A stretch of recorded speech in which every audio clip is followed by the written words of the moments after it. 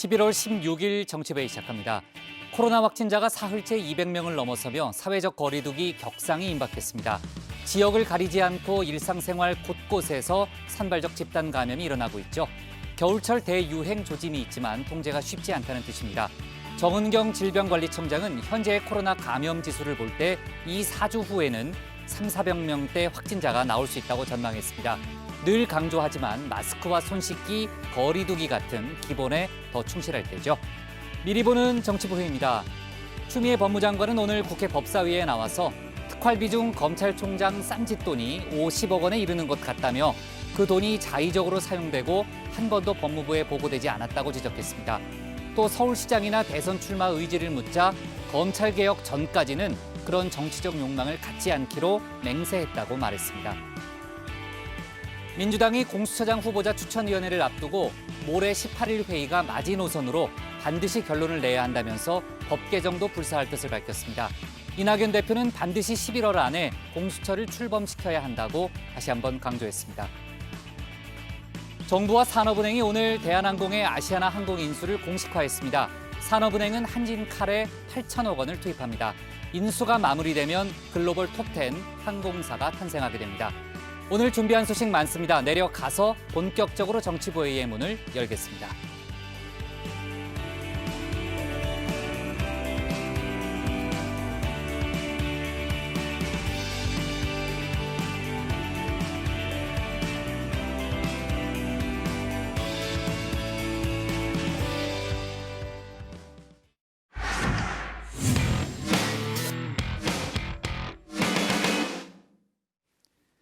코로나 신규 확진자 수가 사흘 연속 200명대를 이어가고 있습니다. 특히 수도권과 강원권은 사회적 거리 두기를 이번 주 안에 1.5단계로 격상할 가능성이 커지고 있습니다. 전 세계 상황은 더 심각한데요. 가장 피해가 큰 미국 또 유럽 주요 국가들이 다시 봉쇄령을 내리기 시작했습니다. 관련 소식을 신혜원 반장이 정리해봤습니다. 네, 주말 어떻게 보내셨나요? 저는 가을이 끝나기 전에 단풍을 조금 보러 갈까 하다가 코로나가 다시 심각해지는 것 같아서 집콕 휴식으로 방향을 돌렸습니다. 그나마 신토토의 열정을 깨워줄 축구 경기가 2개나 있어서 다행이었는데요. 자, 일단 아우들이 모인 올림픽 대표팀은 세계 최강 브라질을 상대로 아쉬운 역전패를 당했습니다. 그래도 아주 위협적인 공격으로 대등한 경기를 선보였고요. 자, 두 번째 경기 형님들 국가대표 벤투호의 원정 A매치 경기였습니다. 유럽 오스트리아에서 남미의 강호 멕시코와의 친선전이 있었는데 하마터면 경기가 아예 무산될 뻔했습니다. 유럽을 덮친 코로나의 역습 때문이었죠. 너무 오랜만에 보는 거 아니에요? 방역 철저히 해야 돼. 오, 안녕하세요. 오, 멋있습니다. 아이템 멋있죠? 네. 여기 와봤던 거 같지? 저 월드컵 갈 때 여기서 봤죠. 네, 그렇습니다. 세상에 못 막는 게 없다는 우리 골키퍼 조현우 선수, 오스트리아 비엔나 공항에 도착했을 때 마스크뿐 아니라 얼굴 전체에 비말을 차단할 수 있는 페이스 쉴드를 착용했습니다. 다른 선수들도 철저하네 연신 감탄을 했죠. 자, 그런데 이런 조 선수도 막지 못한 게 있었습니다. 경기 이틀 전에 진행한 검사에서 조 선수를 비롯한 이 선수와 스텝 5명, 그리고 경기 당일 검사에서 2명이 더 코로나 양성 판정을 받은 겁니다. 이미 국내에서 꼼꼼히 검사를 했는데 무시무시한 유럽 내 코로나 전파를 피해가지 못했고요. 여차저차 경기를 강행했지만 2대3으로 아쉽게 패했습니다. Cumprimos com aquilo que tínhamos planeado, que os nossos problemas estiveram mais a ver com a organização ofensiva e no momento de recuperar a bola e sair para o ataque, mas obviamente o facto de jogarmos com 5 tem um pouco a ver também com isso, tem a ver com as ausências que eram grandes e que eram muitas e daí tentarmos proteger um pouco mais optando por jogar com 5 atrás. 경기가 열린 오스트리아는 하루 확진자가 10,000명에 가깝습니다. 유럽 전체로 보면 더 심각한데요. 이탈리아는 하루에 3만 명 이상, 프랑스와 영국, 폴란드도 하루 2만 명을 넘겼습니다. 모두 도시 전체에 봉쇄령을 확대하고 있고요. 지난 4월 코로나 확진으로 중환자실에 입원했었던 영국의 보리스 존슨 총리, 확진 판정을 받은 하원 의원과의 접촉으로 또다시 자가격리에 들어갔습니다. 프랑스에서는 30초에 한 명씩 병원에 입원을 하고 있고 이탈리아는 병상이 부족해서 진료를 기다리다 숨지는 사람까지 나왔습니다. Nous comptons ces derniers jours une hospitalisation toutes les 30 secondes et une admission en réanimation toutes les 3 minutes. We have now, for sure, better prepared compared with the first wave, but we are also tired and. 이보다 더 심각한 곳 미국입니다. 미국민 30명 중에 1명은 코로나에 걸렸거나 걸렸었고 전 세계를 기준으로 봤을 때 5분의 1이 미국인 확진자입니다. 하루에 최대 18만 명, 지난 6일간 100만 명이 넘게 확진되면서 누적 숫자가 1,100만 명을 넘겼습니다. 바이든 당선인의 코로나19 자문단에 합류한 한 전문가는 앞으로 몇 주 내에 하루에 20만 명이 넘는 환자를 보더라도 나는 놀라지 않을 것이다 라고 말했는데요. 최대 명절인 추수감사절 기간이 되면 이동량이 많아져서 상황이 더 악화될 수 있다는 겁니다. 자, 그런데 이 코로나 대응을 진두지휘해야 할 수장이 사라졌습니다. 일단 대선 불복으로 인해서 인수인계 작업이 지연되고 있죠. 바이든 당선인 측은 보건복지부 등 행정부 관계자와의 접근이 차단된 상황에서 이 주지사와 의료계 등 비공식 경로로 집권 후 코로나19 대응 전략을 마련하고 있는 것으로 알려졌습니다. 또 지금 현재 이 백악관에 있는 코로나 TF에서조차도 트럼프 대통령이 보이질 않는다는 건데요. 현직 보건복지부 고위 관계자가 트럼프 대통령이 코로나 회의에 참석한 지 5개월이 넘었다라는 사실을 인정했습니다. The Washington Post is reporting this morning that the president has not attended a coronavirus task force meeting in at least 5 months. Is that accurate? That's true, but the vice president does chair the coronavirus task force, and the vice president briefs the president every day or nearly every day on coronavirus. So I'm not concerned that the president doesn't attend. The vice president is there. 자, 마지막으로 국내 상황입니다. 미국, 유럽보다야는 덜하지만 그래도 심상치 않은 재확산 분위기인데요. 신규 확진자는 223명으로 사흘째 200명대를 기록했습니다. 국내 발생이 193명이고요. 수도권을 중심으로 전국 14개 시도에서 고루 나왔습니다.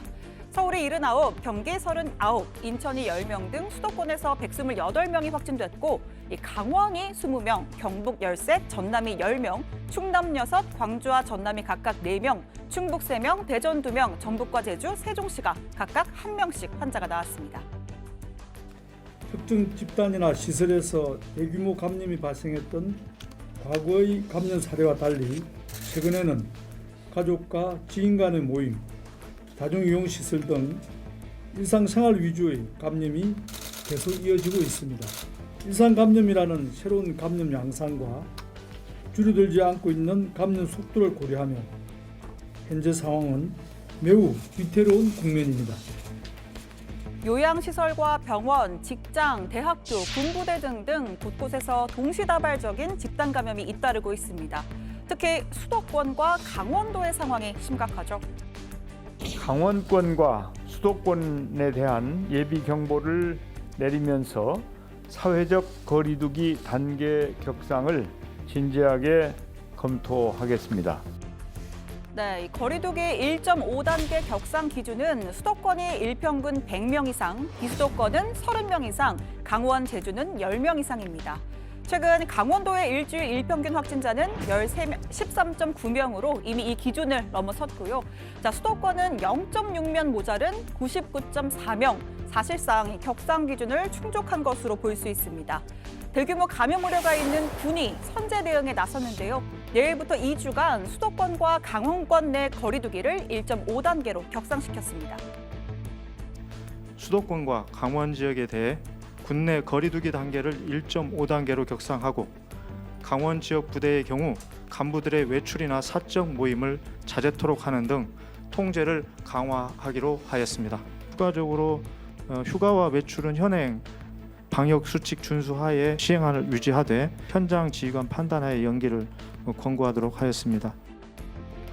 또 다음 달 3일 수능을 앞두고 오는 19일부터 보름간을 수능 특별 방역 기간으로 지정했습니다. 이 기간 학원과 스터디 카페 등 수험생 출입이 가능성이 큰 시설에 대한 방역이 강화되고요. 또 수능 일주일 전부터는 대면 교습을 자제하라고 권고했습니다. 자, 코로나 관련 소식 들어가서 더 자세히 살펴보겠습니다. 오늘 청와대 발제 이렇게 정리합니다. 신규 확진 사흘째 200명대, 거리두기 격상 초읽기. 네, 지금 분위기대로라면 이번 주 안에 거리두기 단계가 올라갈 가능성이 매우 높은 그런 상황이고요. 우리나라가 이제 겨울철 대유행의 초입에 서 있다. 상당히 우려스러운 그런 상황입니다. 물론 다른 나라 상황은 우리보다 훨씬 더 심각하죠. 이미 대유행이 번지고 있는 그런 상황입니다. 자, 일단 국내 상황부터 좀 짚어보고요. 그다음에 이제 해외 상황으로 이어가겠습니다. 사흘 연속 200명이 넘게 나왔고요. 특히 보통은 이제 주말을 낀 월요일에는 확진자 수가 좀 덜 나오는 게 기본이잖아요. 그러니까 이제 검사를 덜 받으니까. 그런데 이번에는 어제보다 더 늘었네요, 고 반장. 네, 그렇습니다. 오늘 신규 확진자는 앞서 들으셨지만 223명입니다. 국내 발생이 193명이고요. 해외 유입이 30명입니다. 위중증 환자는 55명, 또 이 사망자도 안타깝게 1명이 더 늘었습니다. 말씀하신 대로 보통 이 주말 검사 결과가 반영이 되는 월요일에는 이 평소보다는 다소 확진자가 줄어드는 경향이 있었는데, 자, 이렇게 주말 확진자 수가 200명을 넘은 건요, 지난 8월 말 이후 2달 반 만에 처음이라고 합니다. 또 지역별로 보면 서울이 79명으로 가장 많았고요. 경기는 39명, 수도권만 따져봐도 128명입니다. 강원도 20명을 기록했고요. 경북과 전남도 두 자릿수입니다. 최근 확산세의 특징은 크게 두 가지인데요. 첫째는 대규모 집단 감염보다는 가족이나 지인 모임, 직장 등 일상생활에서 감염이 이어지고 있다는 겁니다. 두 번째는 이따 얘기하려고 그러는 거죠. 첫 번째만 얘기한 거죠. 아무튼 그 일상 감염이 번지고 있다는 게 상당히 우려스러운 그런 상황인 거죠. 네, 그렇습니다. 두 번째 특징은 기존에는 기저질환이 있는 고령층 환자 비율이 상당히 높았었는데요. 하지만 최근 한 달을 놓고 보면 40대 이하의 확진 비율이 거의 50%까지 높아졌다는 겁니다. 앞서 언급한 그 집단 내 감염, 이런 것들이 영향을 미쳤을 텐데, 이처럼 조용한 전파가 일어나면서 감염 경로를 파악하지 못한 비율도 15%까지 높아졌습니다. 네, 지금 이제 조 반장 설명을 들어보니까 어쨌든 통제가 쉽지 않은 그런 상황으로 가고 있는 건 분명해 보이고요. 정부가 거리두기 단계를 1단계에서 1.5단계로 올릴 수 있다는 방침을 계속해서 내놓고 있습니다.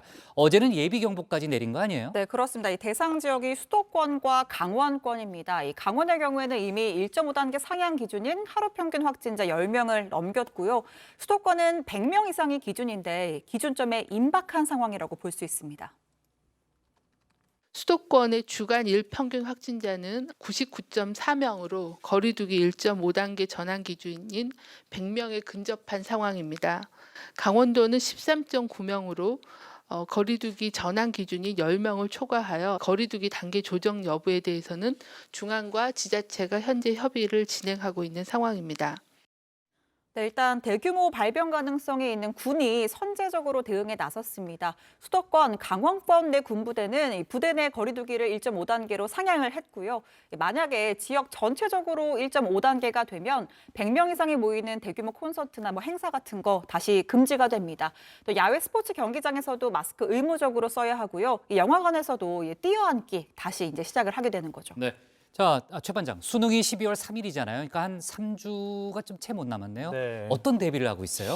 일단 오늘 19일부터 이 보름간을 수능 특별 방역 기간으로 정했습니다. 자, 이 기간 학원과 스터디 카페 등 수험생이 출입할 수 있는 출입할 가능성이 큰 시설에 대한 방역도 강화가 됐는데요.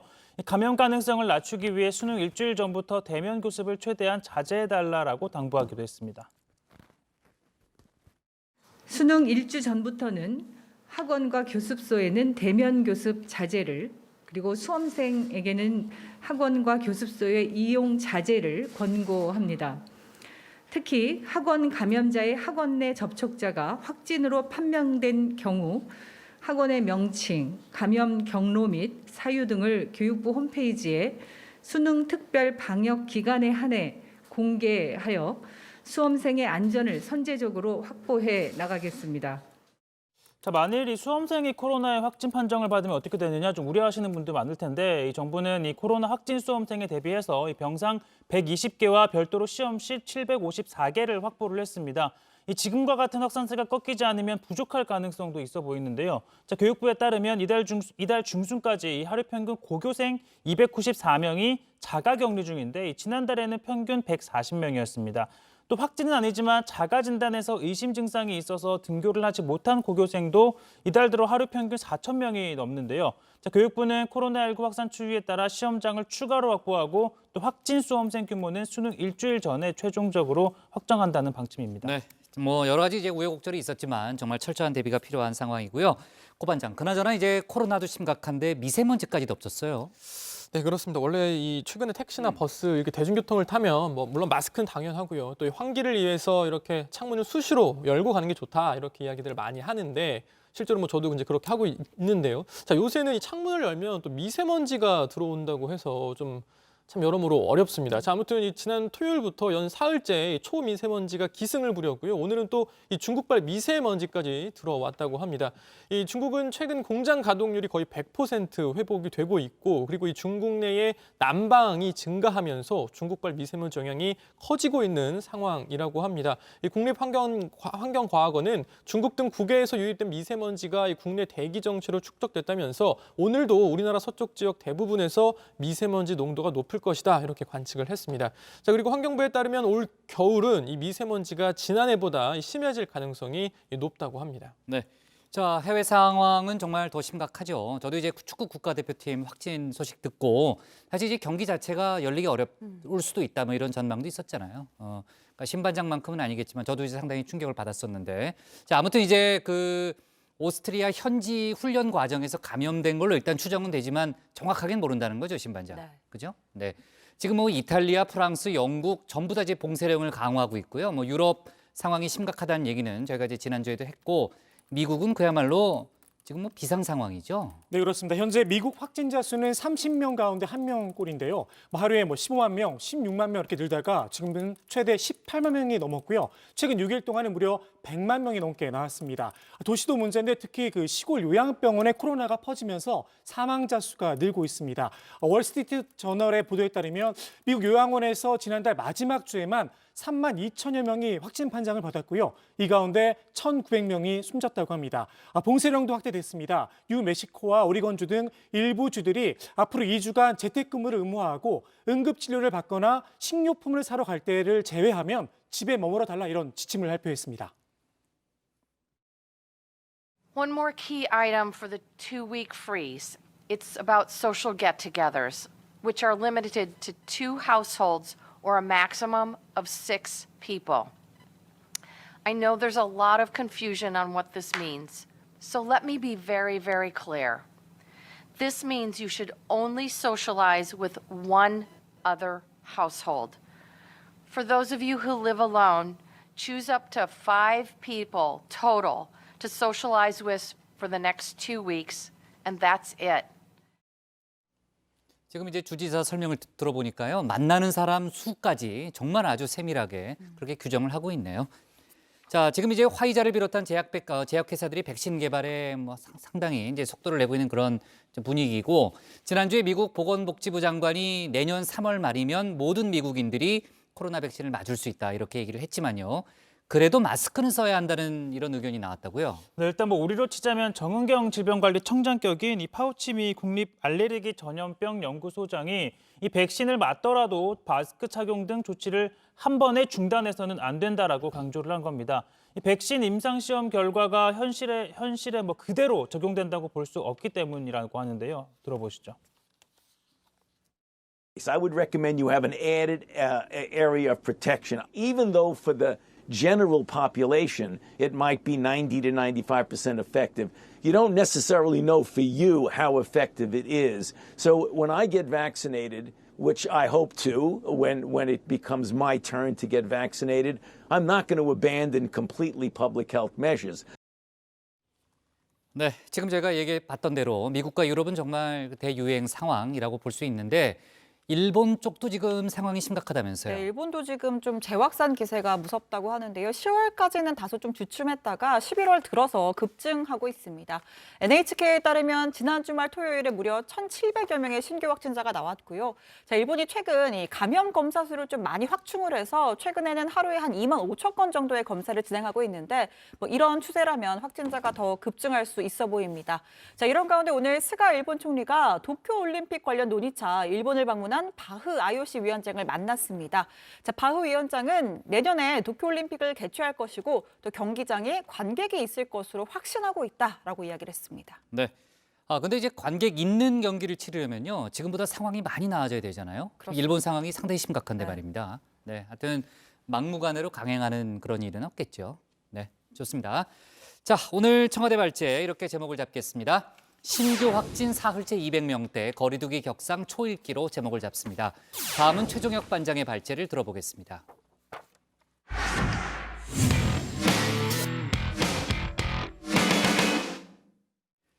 오늘 법무부 등 예산안을 심사한 법사위에서는 검찰 특활비를 놓고 또다시 공방이 벌어지고 있습니다. 추미애 장관은 검찰총장이 50억 원의 특활비를 쌈짓돈처럼 사용한다면서 재차 윤석열 검찰총장을 겨냥했고요. 민주당에서도 특활비에 대한 통제 장치가 필요하다고 힘을 보탰습니다. 반면 국민의힘은 장관이 직접 특활비를 지급한다면 자칫 수사 개입으로 비춰질 수 있다며 우려의 뜻을 나타냈는데요. 최 반장 발제에서 관련 공방 자세히 짚어보겠습니다.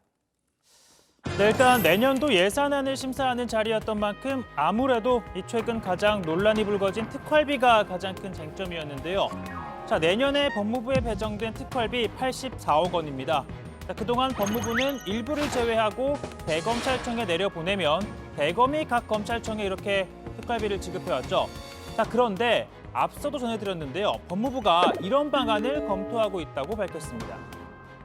법무부가 대검에 일괄 지급하던 특활비를 향후에는 법무부가 직접 지청이나 지검에 지급하는 방식으로 관리하겠다라는 문건이 있었거든요.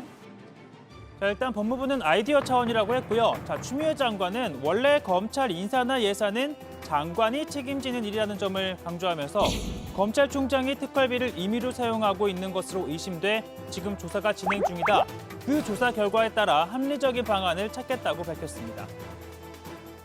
검찰총장의 쌈짓돈으로 돼 있는 것이 거의 한 50억에 이르는 것 같아요.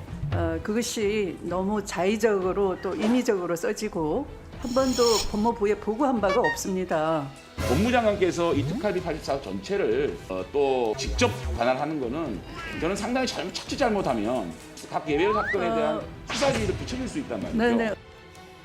자, 그러면서 방금 보신 장재원 의원은요, 부대 의견을 제안을 합니다. 이 총장이 특활비를 임의로 사용했는지 조사 결과가 나온 것도 아니니 이 내년도 특활비는 관례대로 대검에 일괄 지급을 하고 이 법무부는 총장을 통해서 지휘를 할 수 있도록 한다는 부대 의견을 예산안에 달자는 겁니다. 자, 이러한 제안에 대해서는 윤호중 위원장이 즉각 반발했는데요. 현장 검증을 하고도 제대로 알아내지 못하더니 이제 와서 이런 주장을 하는 게 말이 되냐는 겁니다. 법무부는 나름대로 이 지출 내역을 제출을 했는데 대검의 문서 검증을 제대로 못 하셨어요. 그 문서 제대로 내놓은 법무부 문서에 대해서만 지적을 하고 오히려 이 대검의 문서 비협조에 대해서는 아무런 지적도 안 하고 그리고 소위에서 제대로 다루지도 않고 전체에 와서 이렇게 이야기를 하셔도 되겠습니까? 자, 마치 이 위원장이 법무부를 옹호하는 듯한 발언을 내놓자 야당 의원들 강하게 반발했는데요. 직접 현장에 가지도 않았던 위원장이 이 법무부가 자료를 더 내놨는지 대검은 또 내놓지 않았는지 어떻게 알 수 있었냐고 말입니다. 자, 그러자 여당 의원들은 또 위원장 말이 틀릴 게 하나 없다며 반박에 나섰습니다. 대검을 그냥 일방적으로 몰아붙이기 위한 겁니까? 집행 내역 가져오라고 했을 때 검찰국장이 계속 그 말 했어요. 대검에서 제출하면 우리도 내겠다. 여기 계신 분들 다 아실 거 아니에요. 그 법무부도 지출 내역을 안 내고 대검도 안 냈어요. 그래서 법무부는 해당 기간에 그 특활비를 전부 다 냈습니다. 어디에 썼는지 영수증까지 첨부해서 사용된 내역을 전부 다 냈습니다. 대검은 특정 기간 한정해서 그 여러 가지 항목이 있겠지만 그 일선청에 내려보내는 정기 지급분만 한 4달 정도치 냈습니다. 그거 계좌 이체했다 이런 정도의 설명만 덧붙인 자료만 제출했습니다. 자, 반발하는 야당을 향해 윤호중 위원장은요. 문서 검증을 제대로 못 하셨다고 말씀드립니다. 여러분 선배님들은 문서 검증할 때 캐비넷까지 다 털어왔어요. 자, 그러니까 즉 현장에 갔으면 캐비닛을 털어서라도 특활비가 제대로 쓰였는지 검증을 하고 왔어야 하는 것 아니냐라고 질책을 한 겁니다. 자, 오늘 또 다른 쟁점은요. 앞서 추 장관이 제안한 소위 휴대전화 비밀번호 해제법입니다. 자, 추 장관은 직접 한동훈 검사장의 이름과 또 사례를 언급해가며 강제로 휴대전화를 열고 또 이를 거부할 경우 제재하도록 하는 법을 만들 것을 검토해보라라고 지시를 했죠. 자, 이후 진보와 보수를 망라한 법률단체 이 헌법 취지에 반하고 또 인권을 침해한다며 비판의 목소리를 냈습니다.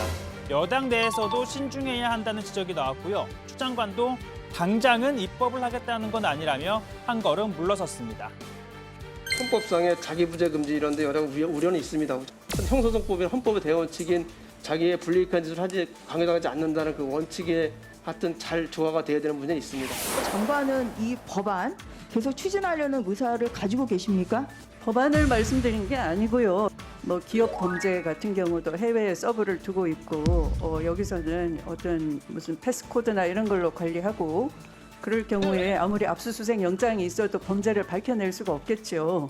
그래서 디지털 시대에 대비한 디지털 로를 좀 연구를 해야 되지 않느냐. 연구 단계라는 네. 말씀이세요? 그렇죠. 그럼 네. 아직 법안을 낼지 말지는 아직 그런 거는 확정된 건 아니라는 말씀이십니까? 네. 자, 그리고 이건 많은 분들이 좀 궁금해하셨던 질문이기도 한데요. 자, 추미애 장관의 다음 행보 말입니다. 자, 민주당이 서울시장 재보궐선거에 후보를 내기로 당원을 바꾸면서 여러 후보들이 다천타천 거론이 되고 있는데요. 추 장관의 이름도 역시 오르내리고 있습니다. 자, 서울에서만 5선을 지낸 여성 의원에다가 당대표 또 장관 등의 이력은 어디 내놔도 소위 빠지지 않는 스펙일 텐데 자, 추미애 장관 2011년 서울시장 재보선 때도 도전장을 던진 바 있습니다. 지금 여러분 눈앞에 계란이 있다면 여러분은 어떻게 하시겠습니까? 어떤 분은 이명박 대통령에게 던지고 싶을 겁니다.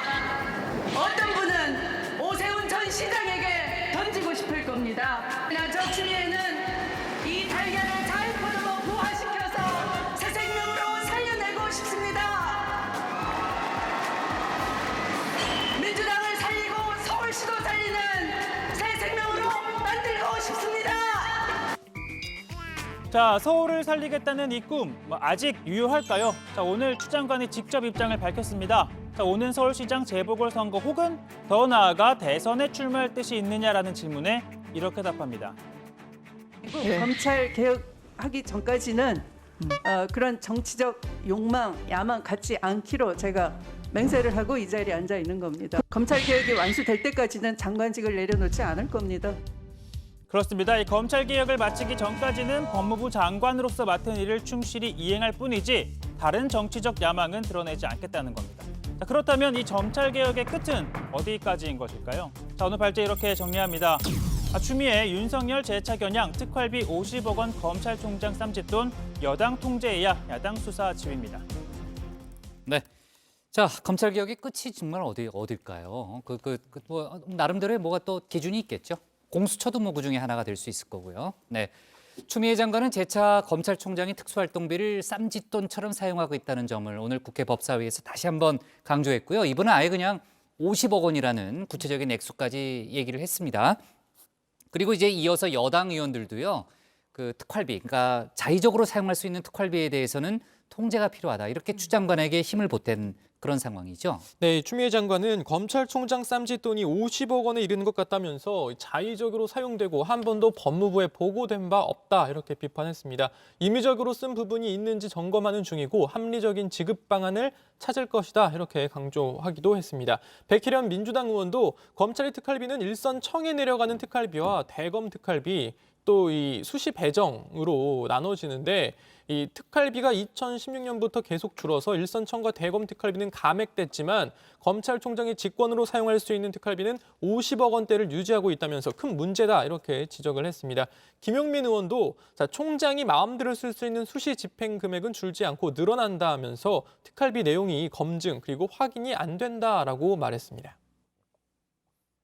법무부에서 일선 지청이나 지검에 직접 배분하는 형태가 아니더라도 이 수시 배정분을 줄이고 이것이 조금의 통제 장치라도 있게 할 수 있는 일선청으로 내려가는 특활비, 대검 부서에 내려가는 특활비 이런 줄이고 수시 배정은 늘리고 수시 배정은 줄이는 방법이라든지 이런 통제 장치 부분은 필요한 것 같거든요.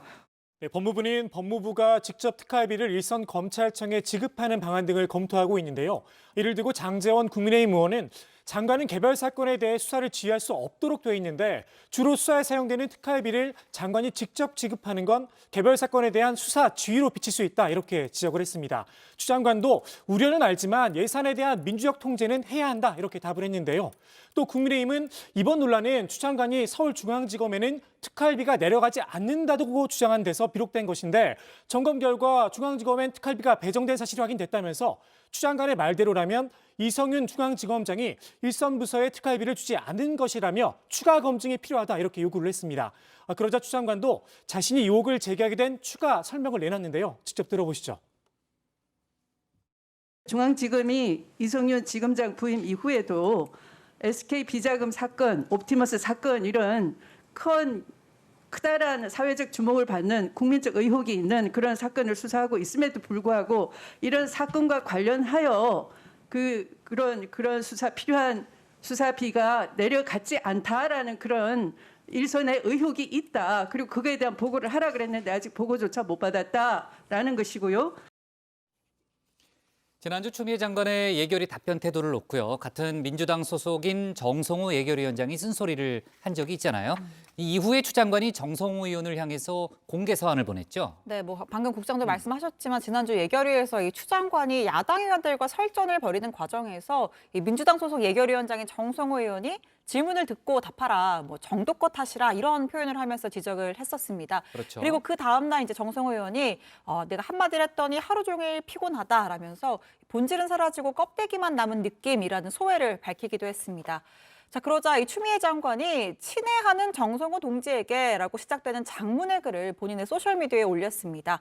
민방하고 송구하다면서 예산 감시 활동은 조명받지 못하고 잡은 맘 조명이 돼서 유감이란 데 대해 충분히 공감하고 안타깝게 생각한다라고 했고요.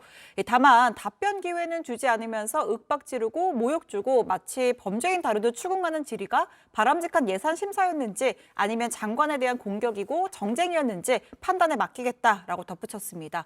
자, 그러면서 우리는 함께하기로 한 민주당 동지다. 오해가 있을 수 있지만 개혁을 염원하는 간절함으로 인한 것이라 여기고 너그러이 받아주시길 바란다라고 덧붙이기도 했습니다. 네. 자, 이런 가운데 오늘 국회의장과 여야 원내대표 간의 주례 회동이 열렸는데 거의 3개월 만에 열린 거죠, 재반장. 그렇죠? 네, 맞습니다. 네. 자, 이 자리에서 주호영 국민의힘 원내대표가요. 사실상 추미애 장관을 겨냥한 작심 발언을 내놨죠. 네, 주호영 원내대표가 이 국무위원들이나 피감기관들의 행태가 이 도를 넘는 정도로 국회를 무시하고 누가 피감기관인지 아니면 감사를 진행하는 사람인지 구별이 안 될 정도로 아나무인의 태도를 많이 보여왔다라고 지적을 한 겁니다. 구체적으로 누군지 언급은 안 했는데 아마 들으시면 누구를 지목한 건지 알 겁니다. 한번 들어보시죠. 어디서 가짜 뉴스가 만들어지냐 했더니 여기서 만들어진다고 도대체 누가 할 이야기를 하는지도 모르겠고 예산 심의를 받는 국무위원이 예결위원장께 공개적으로 동지라고 유대감을 나타내고 동격으로 하는 이런 일들이 공공연하게 벌어지고 있습니다. 의장께서는 국회를 대표하시는 분이니까 피감 기관들이나 국무위원들의 국회에 있어서의 답변 태도나 또 오만불손한 연행에 대해서 정말 따끔하게 제시를 해주시길 바라고 이 피감 기관들이 이렇게 하는 것은 아마 여당의 의석을 믿고 그러는 것 같은데 우리 김태년 대표님께서도 국회 운영위원장으로서 국회의 권능과 예상을 지키시는 데는 좀 앞장서 주실 것을 부탁을 드립니다. 주 원내대표가 실명은 거론 안 했지만 가짜뉴스 요거는 지난주에 있었던 노영민 비서실장의 그렇죠. 발언을 말한 거고 이 동지는 조금 전에 신반장이 말한 추미애 장관을 말한 겁니다. 자, 아무튼 이제 의장한테 좀 사과를 할 것을 유감을 표할 것을 요구를 한 거고요. 일단 오래간만에 3개월 만에 모인 자리였던 만큼 이제 신경전도 있긴 했지만 여야는 일부 또 합의 사항도 도출은 했습니다. 자, 우선 국회 인사청문 제도를 개선하기 위해 여야 TF를 구성하기로 했는데요.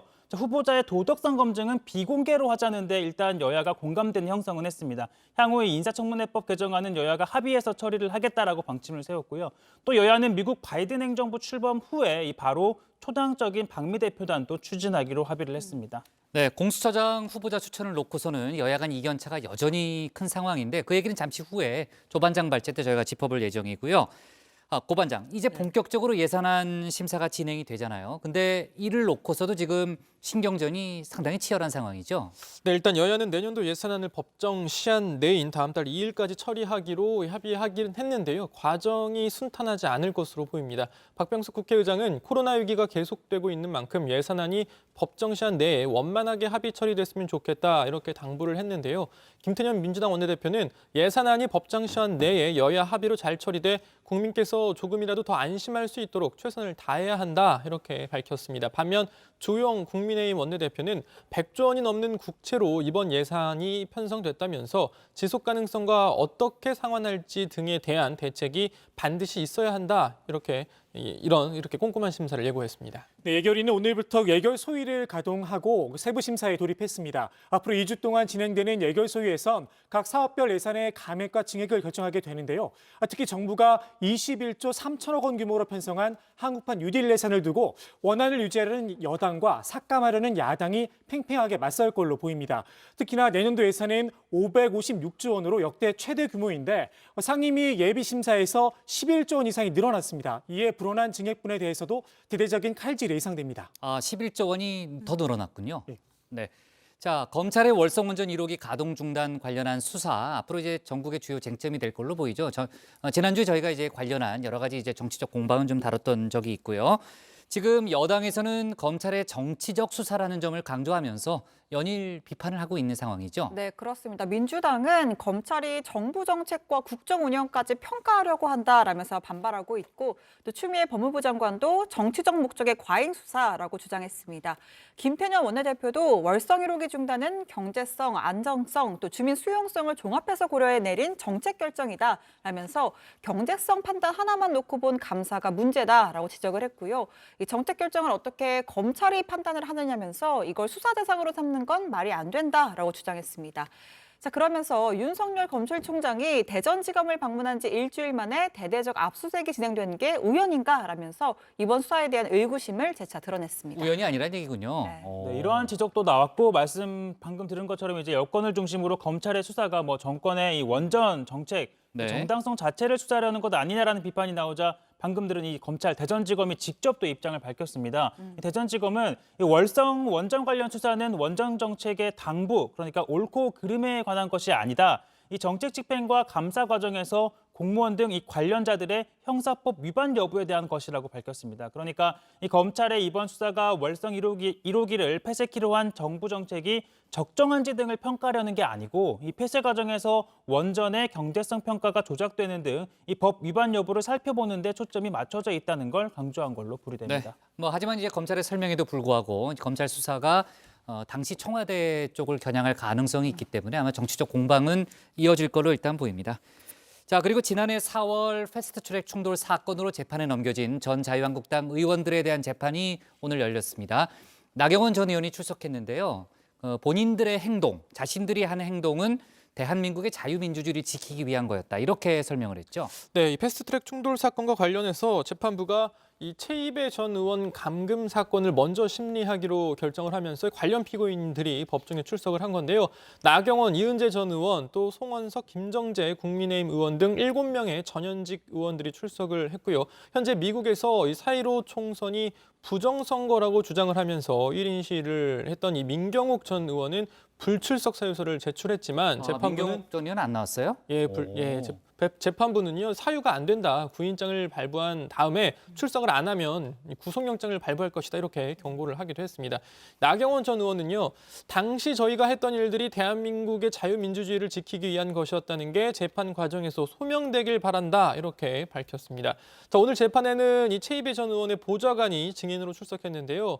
이 최 전 의원 보좌관은 한국당 의원들이 의원실 문을 잠그고 이 소파로 문을 막아 이 최 전 의원과 보좌관들이 밖으로 나가지 못했다라고 밝혔습니다. 그러면서 몸싸움 과정에서 한국당 의원들이 최 전 의원의 허리를 잡아 끌었고 한국당 의원들이 발을 쓰는 모습도 보였다면서 보통 의원들이 발을 쓰지는 않는데 이 발을 써서 당황했다 이렇게 증언을 하기도 했습니다. 네.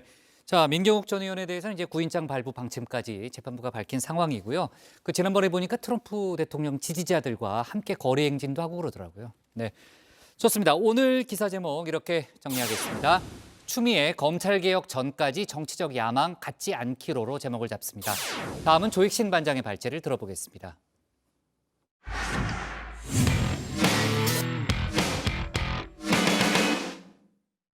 공수처장 후보자 추천 문제를 놓고 여야가 또다시 기싸움에 들어갔습니다. 민주당은 오는 18일, 그러니까 모레죠, 추천위 회의가 마지막이 돼야 한다고 못을 박았습니다. 이때도 결론이 나오지 않으면 공수처법을 개정하겠다는 취지를 밝힌 거죠. 반면 국민의힘은 일정에 억지로 맞출 수 없다며 반발하고 있는데 관련 논란을 조익신 반장이 정리해봤습니다.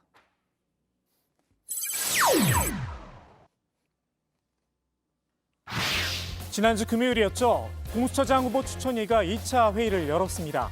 뭔가 결론이 나는가 싶었는데 결국 빈손으로 끝났습니다. 오늘 18일 3차 회의를 다시 열기로 했는데요. 앞서 이달 안에는 공수처를 출범시켜야 한다는 시간표를 내놨었죠. 더불어민주당이 또다시 최후 통첩에 나섰습니다. 이번 수요일에 다시 회의를 연다고 하니 반드시 결론을 내주기 바랍니다. 혹시라도 야당이 시간 끌기에 나선다면 우리는 그것을 결코 좌시할 수 없습니다. 이달 안에 공수처장을 임명하고 공수처를 출범시켜야 한다는 것을 거듭 확인합니다. 민주당은 공수처법을 아예 개정할 수 있다는 점도 분명히 했습니다. 김용민 의원이 이미 개정안을 발의해 놓은 상태죠. 지금은 공수처장 후보자를 추천하려면 추천위원 6명의 동의가 필요합니다. 이걸 5명으로 낮추자는 겁니다. 야권 측 추천위원회 비토권 사라지게 됩니다. 25일 법사위 소위가 지금 예정이 되어 있거든요. 25일이요?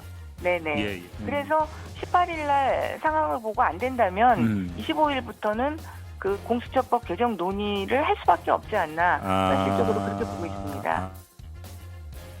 반면 국민의힘은 후보 검증을 강조했습니다. 부정부패를 뿌리 뽑겠다는 그 중요한 공수처를 헐레벌떡 납기일에 맞춰야 하는지 말 못할 사연이라도 있는 거냐라는 겁니다. 야당 측 추천위원인 이헌 변호사도 고의적인 지연 전술이라고 볼 여지는 없다 반박을 했습니다. 졸속과 밀실, 깜깜이 심사를 단호히 거부한다는 신중론이라는 겁니다. 야당 측 추천 의원으로 그 공수처장 후보군에 올랐죠. 석동현 변호사는 공수처의 주된 수사 대상은 정부 여당의 실세들이라면서 추억의 캐릭터를 소환했습니다. 공수처가 포청천이 될 텐데 오히려 여당이 서두르고 있으니 아이러니하다는 겁니다. 판관 포청천의 작도, 신분과 지위 고하를 가리지 않았죠. 공수처는 야당 탄압용이라던 기존 국민의힘의 주장과는 결이 좀 다른 듯합니다. 사실 여권에서 답답하게 생각했던 부분도 바로 이 점이었습니다. 야당에서 주장하기를 공수처를 만들어서 야당을 탄압할 거다라고 계속 얘기를 하니까. 그래요? 예, 저는 아주 황당한 주장이라고 생각합니다. 공수처가 만들어지면 여야 모두 막론하고 수사를 할 것이고 특히 공수처의 수사 대상이 청와대인데 이걸 야당 탄압용이라고 그래서 제가 말씀드린 거고요. 민주당의 최후 통첩과 국민의힘의 반발. 지난번 공수처장 후보 추천위원 선정 때와 데자뷰처럼 똑같습니다. 공수처 출범을 고리로 국민의힘이 요구하는 사항까지 말입니다.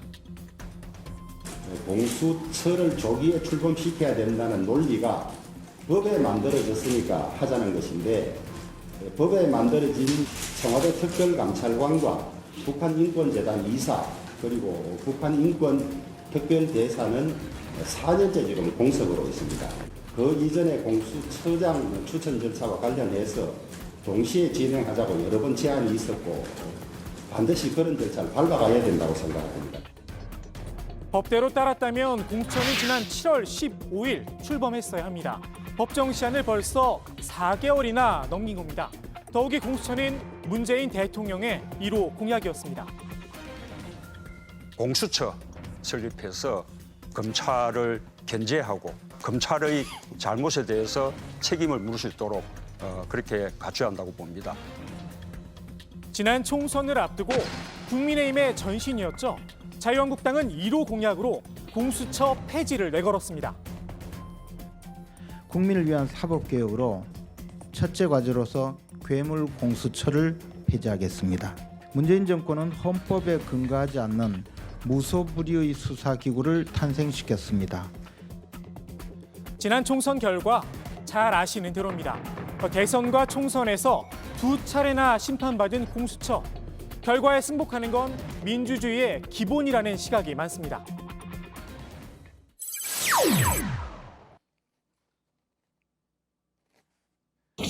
야권 대선 지지율 1위인 윤석열 검찰총장도 윤석열 총장이 지금 지지도가 높다고 그래서 그 사람이 야당의 정치인이라고 볼 수는 없는 겁니다. 야권을 새롭게 개편하자는 국민의당 안철수 대표도 안철수 대표에 대해서도 좀 언급을 하셨다고. 나한테 자꾸 우리 당 소속되지 않는 사람은 물어보지 마라. 모두 안 된다고 퇴짜를 놓은 국민의힘 김종인 비대위원장. 아직 김 위원장의 마음속엔 11월에 나타난다는 그 꿈틀이 대선 후보가 자리하고 있는 듯합니다. 그런데 11월하고도 16일입니다. 11월도 채 보름이 남지 않았는데요. 아직 별다른 소식은 들리지 않고 있습니다. 당 밖에서 꿈틀거린 분이 한 분 있긴 한데 남의 당입니다. 김 비대위원장이 더불어민주당에 몸담고 있던 시절 비서실장으로 인연을 맺었죠. 민주당 박용진 의원입니다. 단도직입적으로 여쭙죠. 대선 출마 준비를 하고 계시는 겁니까? 고민 깊게 하고 있고요. 넓게 이야기를 듣고 예. 해서 새로운 패러다임 구축하는 데 역할을 할 수 있다면 그런 기여를 하려고 하고 이게 되게 중요한 문제잖아요. 그럼요. 그래서 뭐 쉽게 판단하거나 그 젊은 시기에 한번 도전해보마 뭐 이런 정도로 고민을 하고 있는 건 아니고요. 매우 진지하고 깊게 생각하고 있는 중입니다. 김 위원장이 11월을 콕 집어 대선 후보가 등장할 거라고 한 건 다 이유가 있습니다. 적어도 대선 1년 6개월 전에는 국민들 앞에 선을 보이고 자기 표현을 해야 한다는 겁니다. 문제는 앞서 말씀드린 것처럼 꿈틀이 후보가 나타나지 않았다는 점입니다. 게다가 당내엔 후보가 없다고 잘라낸 탓일까요? 양강 구도를 형성하며 물밑 경쟁을 벌이고 있는 민주당 주자군들에 비해 눈에 띄는 당내 주자도 없는 상태입니다. 마냥 하늘만 쳐다보고 있을 수는 없겠죠. 결국 김 위원장도 전략을 바꾼 듯합니다. 일단 당내 파이를 키우자 자강론으로 돌아선 겁니다. 유승민, 오세훈, 원희룡 세 사람을 당내 대선 후보군으로 꼽았는데요. 오늘 차기 대선 주자로서 본격적인 시동을 걸었죠. 유승민 전 의원의 희망 22 사무실 개소식에 참석을 했습니다. 유승민 대표의 출정식이랄까 이 사무소 개소식을 진심으로 축하합니다. 아무쪼록 이 개소식을 계기로 해서 앞으로 우리 유승민 대표께서 지향하는 바를 꼭 성취하실 수 있도록 제가 진심으로 기원을 해드리겠습니다. 저는 2022년 3월 9일 날 우리 대한민국 국민들께서 이 문재인 정권에 대한 퇴출 명령을 내려주시고 또 저희들에 대한 새로운 희망을 갖고 기대를 갖고 그렇게 반드시 만들어 주실 거라고 믿고 여러분들하고 같이 가려고 합니다. 김 위원장의 힘싣기에 호랑이 기운을 얻은 듯합니다. 오세훈 전 서울시장도 대선행 열차에 사실상 몸을 실었습니다. 내년 서울시장 출마설에 확실히 선을 그은 건데요. 겨울에 배가 조금 고프다고 해서 종잣씨를 먹어버리면 1년 농사를 어떻게 짓겠느냐는 겁니다. 종잣씨를 먹어버릴 수는 없으니 다른 먹거리라도 마련해야겠죠. 국민의힘은 내년 보궐선거에 대비한 맞춤형 정책 마련에도 공을 들이는 모습입니다. 바보야, 문제는 경제야. 빌 클린턴 전 미국 대통령의 대선 구호였죠. 국민의힘판 변주라고 할까요? 문제는 집이야. 주택 문제에 화력을 집중했습니다. 특히 소위 임대차 3법 시행으로 전세 매물이 씨가 마르고 전세값이 치솟으면서 최악의 전세 대란이 발생하고 있습니다. 지금의 부동산 대란은 시장의 실패가 아니라 정부 정책의 실패입니다. 국민의힘이 대안 세력으로 부동산 시장 정상화에 주력하겠습니다. 징벌 세금 등 정부의 부동산 규제 대못을 걷어내는 데 힘을 모아가도록 하겠습니다. 김 비대위원장은 이 정부가 부동산 사회주의를 꿈꾸는 것 아니냐는 비판도 나온다며 살짝 색깔을 입히기도 했는데요. 김 위원장의 자강론, 설마 과거 보수 진영의 행태를 다시 답습하자는 이야기는 아니겠죠? 오늘 국회 발제 이렇게 정리합니다. 공수처장 후보 추천 18일 데드라인, 졸속 납기일. 네. 자, 공수처장 후보 추천 둘러싼 여러 가지 이제 공방에 대해서는 이제 18일 회의가 잡혀 있으니까요. 저희가 계속해서 속보를 좀 챙겨봐야 되는 거고요. 국민의힘 김종인 비대위원장이 관심 없다는 입장을 그동안 정말 여러 차례 밝혔는데 오늘 국민의당 안철수 대표가요. 그래도 김 비대위원장과 만날 수 있다는 입장을 내놨죠. 앞서 이 안철수 대표는 그런 제안을 했었잖아요. 이 범야권 혁신 플랫폼을 만들자라고 그렇죠. 했었는데 네. 자, 오늘은 야권이 힘을 합쳐서 이 문재인 정권 신적폐청산 범국민운동을 벌이자며 또 다른 제안을 내놓은 겁니다. 안 대표의 말 얘기 직접 들어보시죠. 지금 썩은 뿌리를 뽑지 않으면 정권이 바뀐다 해도 반동과 퇴행의 무리들은 미래로 가는 대한민국의 뒷덜미를 잡아채고 국정의 발목을 잡고 놓아주지 않을 겁니다.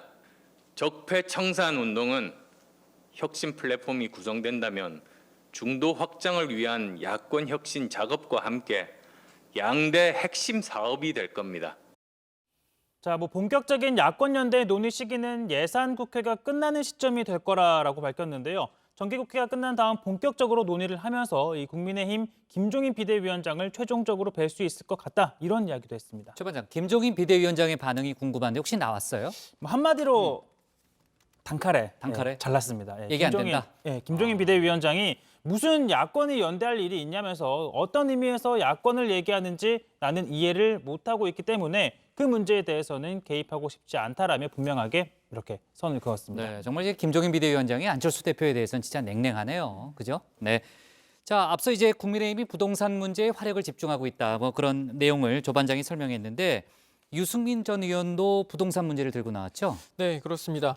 오늘 희망 22 사무실 개소식을 열면서 결국은 경제다라는 주제로 연속 토론회에 돌입했습니다.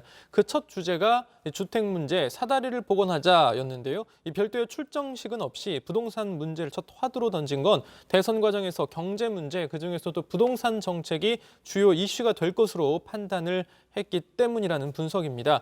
이승민 전 의원도 오늘 토론회에서 수차례 경제를 강조했는데요. 직접 들어보시죠. 이번 대선에서 경제가 제일 큰 이슈가 될 거라고 저는 확신을 합니다. 그래서 첫 번째부터 부동산, 주택 문제를 가지고 시작을 하고 그리고 바로 다음에는 청년 실업 가지고 하고 계속 경제 문제 가지고 토론회를 하고 국민들한테 우리가 더 잘할 수 있다는 걸 보여드리겠습니다.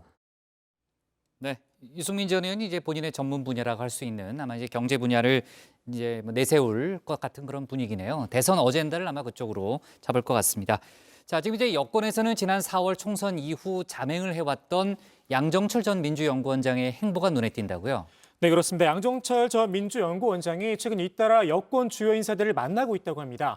이낙연 대표와 이재명 경기지사는 물론이고요. 정세균 총리와 임종석 전 대통령 비서실장과 접촉을 했다고 하는데요.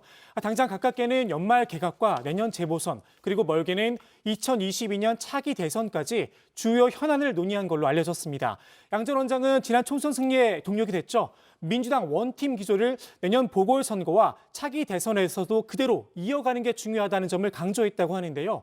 양 전 원장은 친문의원들 중심의 모임이죠. 민주주의 4.0 연구원의 활동에 대해선 부정적인 평가를 좀 내놨다고 합니다. 친문이 세력화해서 특정 후보를 지지하면 자칫 개파 갈등으로 번져서 정권 재창출에 악영향을 줄 수 있다. 이런 우려를 표했다고 합니다. 네, 아무튼 본인의 행보에 대해서 여러 가지 해석이 나오는 데 대해서 선은 다 긋고 있더라고요. 다만 그 외곽에서는 이제 청와대 마지막 비서실장이 되는 거 아니냐, 아니면 이제 정권 재창출을 위해서 모종의 역할을 할 것이다. 여러 가지 이제 해석이 나오는 것도 분명한 사실이고요. 자, 그리고 내년에 부산시장 보궐선거의 핵심 이슈 중에 하나가 될 가능성이 매우 높은 사안이죠. 총리실 산하 김해 신공항 검증위원회가 내일 신공항 타당성 결과를 발표한다는 거죠? 네, 내일 오후 2시에 이 검증위의 발표가 예정되어 있습니다. 검증위가 안전상의 문제 등을 들어서 이 김해 신공항의 확장이 어렵다라는 쪽으로 결론 냈다. 뭐 이런 보도도 벌써 나오고 있는데요. 네. 자, 민주당 등 여권은 김해 신공항보다는 가덕도 신공항에 무게를 싣고 있습니다. 앞서 이 가덕도 신공항 검증 용역 예산 20억 원을 추가로 또 증액을 하기도 했었죠. 네. 만약에 김해 신공항 불가 판정이 내려지면요. 그 동남권 신공항 사업은 어떻게 되는 거예요? 사실상 백지 상태에서 다시 시작을 해야 합니다. 이 신공항 재선정 절차에 들어가게 되는데요. 김해 신공항과 경쟁했었던 부산 가덕도가 가덕도 그 경남 밀양이 유력 후보로 거론됩니다.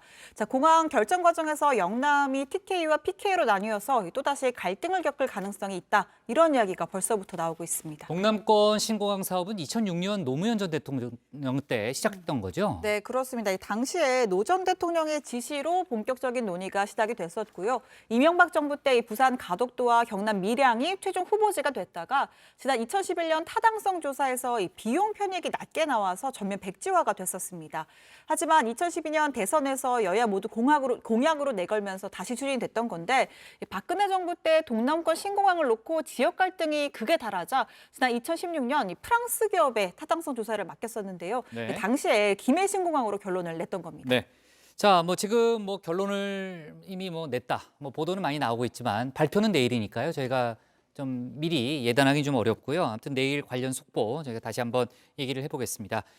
자, 그리고 오늘 밤 국제수로기구 총회가 예정돼 있는데 이 자리에서 일본 해 대신에 고유부호를 표기하는 방식을 논의한다는 거죠? 네, 오늘부터 18일까지 국제수로기구 총회가 열리는데요. 자, 이 자리에서 일본의 표기를 쓰고 있는 현재의 해도집, 이 태양과 바다의 경계 S23의 개정판 S130을 제작 발간할지 여부를 논의하게 되는 겁니다. 1029년 초판이 나온 이 현행 해도집에는 이 동해를 일본해로 표기를 하고 있는데요. 자, 이에 우리나라는 1997년부터 이 동해를 병기해야 한다라고 주장해 왔는데 그동안 제대로 반영되지 않다가 지난 2017년 국제수로기구 총회를 계기로 우리나라와 북한 그리고 일본이 이 문제를 놓고 비공식 협의를 시작했습니다. 하지만 아직 이 합의를 이루지 못한 상태인데요. 국제수로기구 사무총장이 대안으로 이 지명 대신 고유 부호를 바다에 표기하는 방식을 제안했습니다. 이 방식이 반영된 새 표준이 바로 S130인데요. 자, 이 개정판을 도입하느냐를 이번에 결정하는 건데 이 회원국들의 반응이 대체로는 긍정적이라고 합니다. 아, 그래요? 논의 결과는 언제쯤 나와요? 일단 오늘 밤 9시쯤 논의가 시작이 되어서 내일 새벽쯤에는 결론이 나오지 않을까 싶습니다. 이것도 내일 저희가 속보로 다뤄야 될 알겠습니다. 사안이네요. 자, 그리고 남산타워가 보이는 자택을 공개한 뒤로 논란이 있었죠. 해민 스님이 참여의 뜻을 밝히면서 활동 중단을 선언했죠, 고반장. 네, 그렇습니다. 해민 스님은 최근 한 방송에 나와서 방금 말씀하신 이 서울 도심의 자택을 공개했는데요. 이를 두고 관련해서 불교의 무소유와 배치된다는 등의 여러 가지 또 비판이 나왔습니다. 일부 언론에서는 해민 스님이 한때 서울 종로구 삼청동에 건물을 보유했고 이를 자신이 운영하는 단체에 팔아서 이익을 봤다는 식의 보도를 내놓기도 했습니다. 여기에 이 푸른 눈의 수행자로 알려져 있었죠. 이 한국 불교를 강도 높게 비판했던 형각 스님이 해민 스님을 비판하는 글을 이 페이스북 등에 올리면서 논란이 좀 더 커졌습니다. 형각 스님은 석가모니의 가르침을 전혀 모르는 도둑, 그리고 또 부처의 가르침을 팔아먹는 기생충 이런 좀 표현으로 나를 세웠는데요. 이 결과적으로 해민 스님이 어제 모든 활동을 내려놓고 대중선언으로 돌아가 부처님 말씀을 다시 공부하고 수행 기도에 정진하겠다면서 활동 중단을 선언한 겁니다. 해민 스님을 비판했던 형각 스님이요. 오늘은 옹호하는 글을 올렸다고요? 네, 그렇습니다. 형각 스님이 오늘 아침 자신의 페이스북에 다시 글을 올렸는데요. 아우님, 해민 스님과 이른 아침 통화를 했다면서 사랑과 존중, 깊은 감사로 가득 찬 70분간의 통화였다. 해민 스님은 믿을 수 없을 정도로 아름다운 사람이다. 이렇게 정반대의 평가를 내놓은 겁니다. 그러면서 나 또한 해민이나 다른 이들보다 낫거나 순수하지 않다. 이렇게 털어놓기도 했습니다. 아, 그래요? 이게 좀 해석이 어렵네요. 그죠? 입장이 좀 많이 바뀌었지만 아무튼 이제 본인이 이제 수행에 정진하겠다는 입장을 밝힌 후에 아마 평가를 달리한 게 아닌가라는 그런 생각은 드네요. 좋습니다. 오늘 국회 발제 이렇게 정리하겠습니다. 공수처장 후보 추천 18일 데드라인 졸속 납기일로 제목을 잡겠습니다. 다음은 고석승 반장의 발제를 들어봅니다.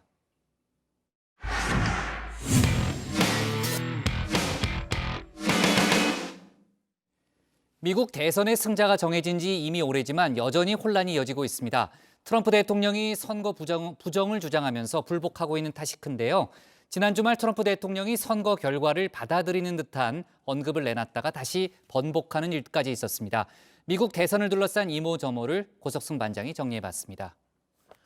네, 미국의 대선 최종 결과가 지난 주말 나왔습니다. 그러니까 대선이 있고 대략 열흘 만에 결과가 나온 겁니다. 자, 물론 바이든의 승리는 확정적이었지만, 그러니까 이 바이든이 선거인단 과반을 확보한 건 확실했지만 정확하게 바이든 당선인과 트럼프 대통령이 각각 선거인단을 얼마나 확보했는지 이제야 결과가 나온 겁니다. 자, 바로 보시죠. 바이든 당선인이 꿈의 숫자 270을 훌쩍 넘겨서 306명의 선거인단을 확보한 것으로 집계됐습니다. 반면 트럼프 대통령은 232명의 선거인단을 확보하는데 그쳤습니다. 자, 그런데 두 사람이 각각 얻은 선거인단 숫자 낯익은데요. 자, 바로 4년 전 당시 힐러리 클린턴 후보와 도널드 트럼프 후보가 얻은 숫자와 꼭 같습니다. 자, 마치 운명의 장난인 것 마냥 4년 전과 같은 숫자가 나온 겁니다. 그런데 자, 이번에는 이 306명, 그러니까 과반을 확보한 사람이 달랐습니다. 306명의 선거인단을 확보한 건 트럼프 대통령이 아닌 바이든 당선인이고, 트럼프 대통령은 4년 전 힐러리 후보가 얻었던 선거인단 숫자와 꼭 같은 숫자의 선거인단을 확보한 겁니다. 결과적으로 이 4년 전 대선과 이번 선거에서 각각 다른 선택을 한 지역이 승리를 결정지은 셈인데요. 해당 지역을 보면요, 바로 자, 펜실베이니아, 자, 미시건, 그리고 위스콘신, 또 애리조나, 조지아주 등입니다. 2016년 선거에선 트럼프를, 그리고 이번 대선에선 바이든을 택한 겁니다. 자, 이번 대선 과정에서 트럼프 대통령은 핵심 경합주를 돌면서 유세를 주로 펼쳤죠. 경합주라고는 하지만 대부분 자신이 4년 전 이겼던 지역이기 때문에 승리를 자신했었는데요. We made history together 4 years ago, and tomorrow we're going to make history once again. Tomorrow, and vote, vote, vote. Remember what I said 4 years ago. I am your voice, and we will make America great again, and that's what we're doing. Hello, Pennsylvania. Let's go, Pennsylvania. We've got to do the same thing we did 4 years ago, and I have a feeling, look at this, I have a feeling we're going to do it. 네, 바이든 당선인도 선거 당시 이 경합주에 총력을 쏟아 부었습니다. 특히 펜실베니아 등을 아주 공들였죠. My message is simple. Pennsylvania is critical to this election. Last time Donald Trump won Pennsylvania, he won by 44 votes, 44,000 votes. Every single one of those votes matter. The power to change this country, not figuratively, is literally in the hands of Philadelphia and Pennsylvania. 자, 이렇게 경합주 상당수도 바이든의 승리로 개표가 마무리되고 최종 결과도 나왔는데요. 문제는 트럼프 대통령이 여전히 선거 부정을 주장하면서 불복 입장을 굽히지 않는다는 거죠. 자, 실제로 트럼프 대통령 측의 요청으로 현재 조지아주는 재검표가 진행되고 있는 것으로 알려졌고요. 각 지역별로 여러 건의 법적 소송도 이어지고 있는 상황입니다. 자, 그런데요, 지난 주말 트럼프 대통령이 이 선거 결과 승복을 의미하는 듯한 발언을 해서 화제가 되기도 했습니다. Not go. This administration will not be going to a lockdown. Hopefully the whatever happens in the future, who knows which administration will be, I guess time will tell, but I can tell you this administration will not go to a lockdown. 자, 이 발언을 두고 바이든 정부가 들어설 가능성을 내비친 것 아니냐, 이런 분석이 나왔는데요. 자, 이후에 트위터에 이런 글까지 남겼습니다. 그는 선거 조작 덕분에 이겼습니다. 어떤 투표 감시자나 참관인도 허용되지 않았습니다. 자, 이 부정선거 주장을 덧붙이긴 했지만 어쨌든 바이든이 이겼다는 표현을 처음 쓴 터라 사실상 선거 결과를 승복한 것 아니냐는 평가가 잇따라 나왔습니다. 그러자 트럼프 대통령은 다시 트위터에 글을 올렸습니다. 이렇게요. 조작된 선거입니다. 우리가 이길 겁니다. 그는 가짜뉴스 언론의 시각으로 볼 때만 이긴 겁니다. 나는 아무것도 인정하지 않습니다. 우리가 갈 길은 멀어요. 이건 조작된 선거였습니다. 네, 그러니까 선거 승복은 어림도 없다 이런 말이겠죠. 이런 와중에 이미 예고됐던 트럼프 대통령 지지 집회도 지난 주말 열렸습니다. 주최 측은 100만 명이 응집할 것이라고 공언을 했지만 미국 언론들은 수천에서 수만 명 정도로 참석 인원을 추산했습니다. 아무튼 참가자들은 트럼프 대통령을 연호하면서 이번 대선은 부정선거였다 이렇게 주장했습니다. Look, I just want this isn't over. It's not even close to being over. And those people that are telling you right now that it is over are lying to you. The vote has not been declared. No, there is no president-elect. It's all a lie. Because he's the best thing for America ever. Best president we've ever had. The obvious fraud of incorrect ballots and dead people voting, that's the tip of the iceberg. But the real big thing is the electronic fraud. 네, 트럼프 대통령은 집회 전날인 지난주 금요일 트위터를 통해 집회에 인사를 하러 갈 수도 있다 이런 언급을 한 바 있는데요. 실제로 집회 현장을 깜짝 방문했습니다.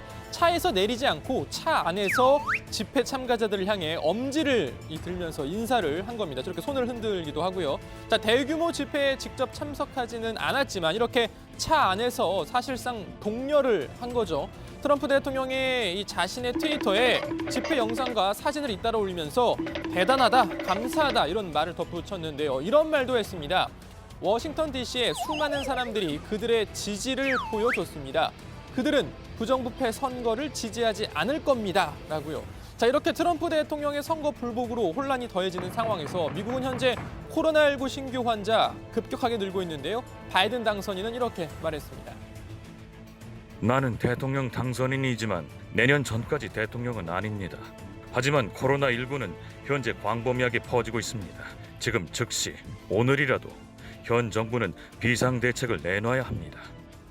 네, 바이든 당선인 측은 각 주정부를 향해서도 호소했습니다. 당장 연방 정부가 이 코로나19에 제대로 대응하지 못하고 있으니 각 주정부라도 적극적인 대응을 해달라는 겁니다.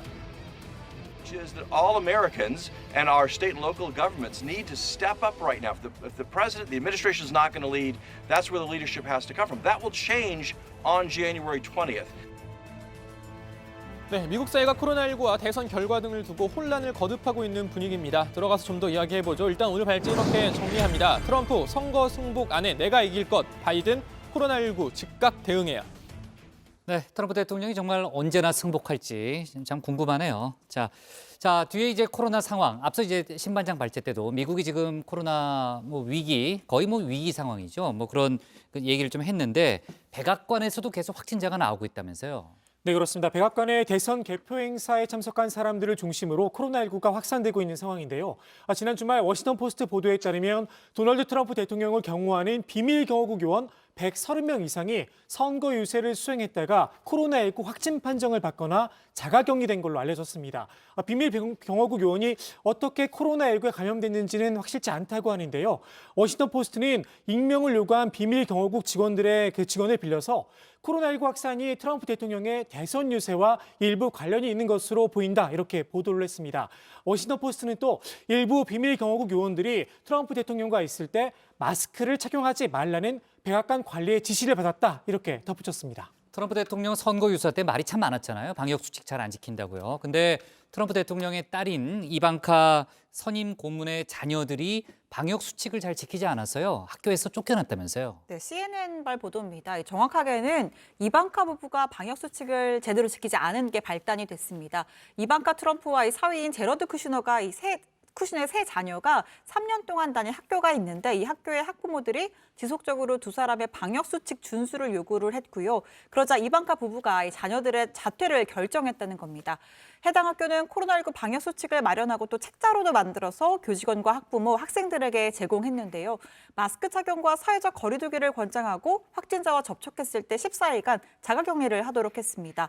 자, 그런데 이방카 부부가 이 방역수칙을 제대로 지키지 않는 모습을 자주 보였고 학부모들과 학교 측이 지속적으로 항의를 했다는 거고요. 그리고 대선을 앞두고 자퇴를 결정했다는 겁니다. CNN 보도였는데 물론 일각에서는요. 다른 이유가 있다 이런 또 설명도 내놓는 곳도 있습니다.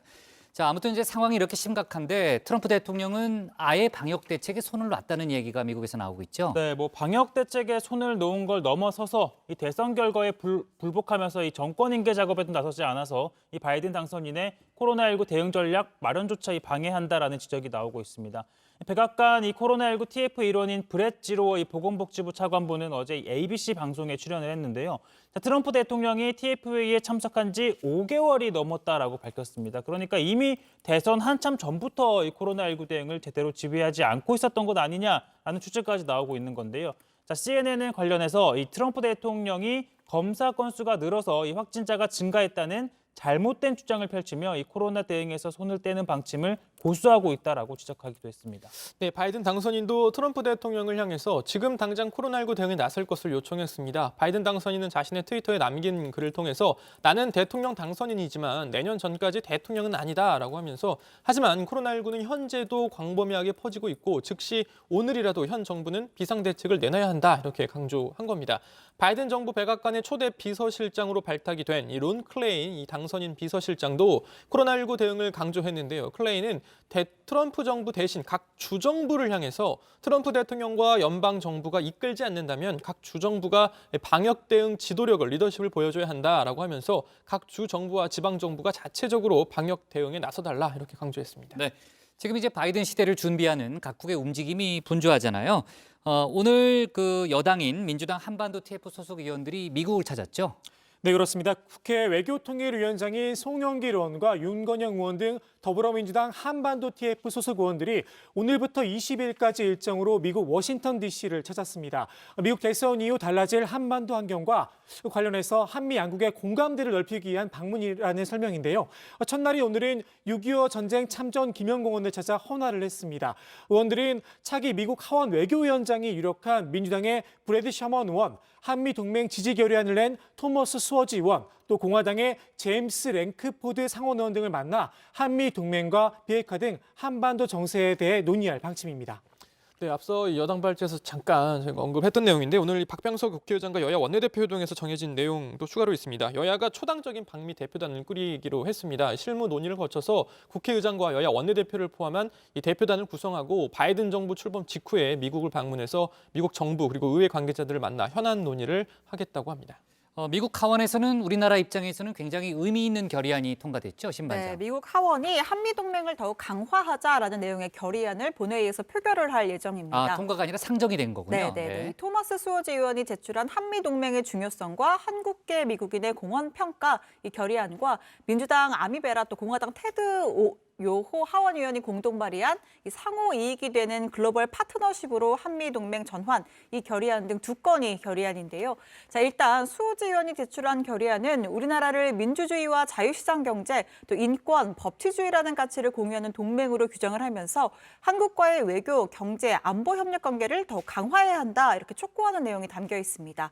자, 그리고 방위비 분담금에 대해서도 상호 수용할 수 있는 내용을 담아서 단연 단위로 체결해야 한다 이런 내용이 들어가 있습니다. 자, 일단 이 수호지 의원의 결의안은 공화당도 긍정적인 입장이기 때문에 이변이 없는 한 28일 본회의에서 채택될 전망입니다. 지난 3월 하원 외교위원회도 만장일치로 통과된 바 있죠.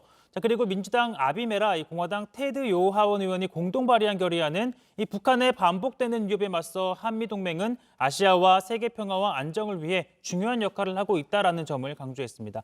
그러면서 이 코로나19 사태에서 한미 양국이 협력한 것처럼 이 앞으로도 두 나라가 의학과 과학 분야에서 협력을 강화해야 한다라는 문구도 포함이 돼 있다고 합니다. 네.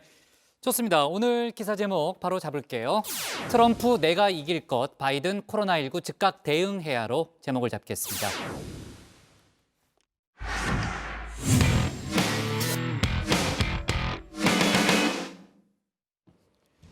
오늘 저희가 고른 한 컷은 서울시 광화문 광장 탈바꿈 공사 시작입니다. 서울시가 새로운 광화문 광장을 조성하기 위해 오늘부터 공사에 돌입하겠다고 밝혔습니다. 지금 광화문 광장은 거대한 중앙분리대 같은 섬 모양인데요. 이렇게 동쪽 차로를 확장한 다음에 서쪽 도로를 폐지해서 넓은 광장으로 꾸미겠다는 계획입니다. 하지만 오늘 발표와 동시에 일각에서는 교통 대책 없는 졸속 추진이라는 지적이 나오고 있어 혼선도 예상됩니다. 600년 역사를 간직한 광화문 광장은 어느덧 소통과 민주주의를 상징하는 공간이 됐죠. 추진 과정에서 그 의미가 훼손되지 않도록 광장의 주인인 시민과 함께 소통하면서 신중하게 접근해야겠습니다. 오늘 정치부에는 여기까지입니다. 저희는 내일 오후 5시에 다시 찾아뵙겠습니다. 네, 수고했습니다. 고생하셨습니다. 양말 보이네요, 저번에. 네. 춥네요. 짧은 거 신었나 보네요. 좋습니다. 네. 그래요. 아, 양말 보이는 게 아니라 맨살이 보인다. 좋습니다.